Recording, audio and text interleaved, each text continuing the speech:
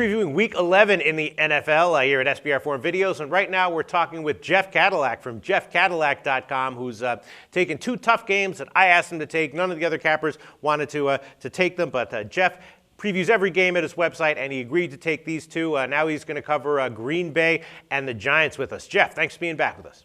Thanks for having me, Peter. All right, so you went over 500 at jeffcadillac.com this past week. Is that true?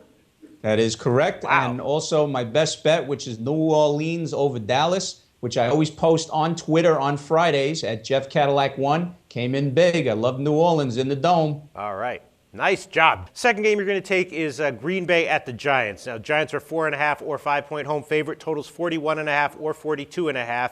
And, the Giants were off their bye and last week, and they came back, got a win, although they didn't get a cover, and, they benefited from a bunch of big defensive plays that might have been a little bit fluky. Green Bay, though, having all kinds of injuries. Scott Tolzien came in as the replacement quarterback last game and actually played pretty well, but the injuries at quarterback are only one small part of all the injury problems that Green Bay is having on offense and defense. Yeah, this is a tough game to cap, but what do you think, Jeff?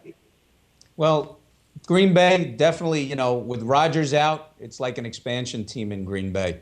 The Giants are on a nice 3-game win streak. They did beat Oakland last week. I had Oakland +7 actually last week because I thought Oakland on a road with +7 against the Giants. I thought it would be a nice, it would be a very close game. And it was a pretty sloppy game for the Giants. The Giants have had major problems on special teams this year.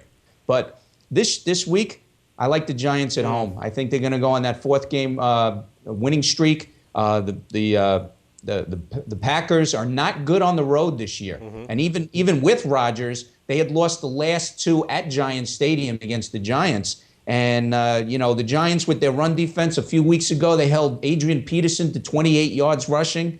Andre Brown also had a nice week last week. He ran for 130 yards against the Raiders. It seems like the Giants are starting to put piece by piece together, and they're due for a blowout. All right, here's what makes me a little bit nervous about that. It's kind of similar to, the line last week. I mean, the Giants got the win last week, and as you said, they didn't cover. You're absolutely right. It was a sloppy game. They benefited from a bunch of, big defensive plays and fumbles and stuff like that. And Green Bay, they're not really an expansion team. They've got a ton of injuries, yes, but they're going to field, an NFL team. Their placements are going to be decent. Scott Tolzien actually played pretty respectably against Philly last week.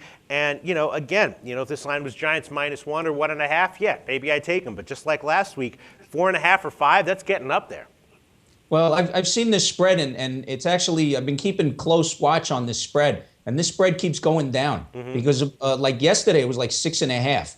And now it's like it went down to 5. You can get 5.5. It's even like 4.5. Yeah. So a lot of people are betting on that Green Bay. But I think the Giants at home this week, they're pumped. They know that they can capture that weak NFC East.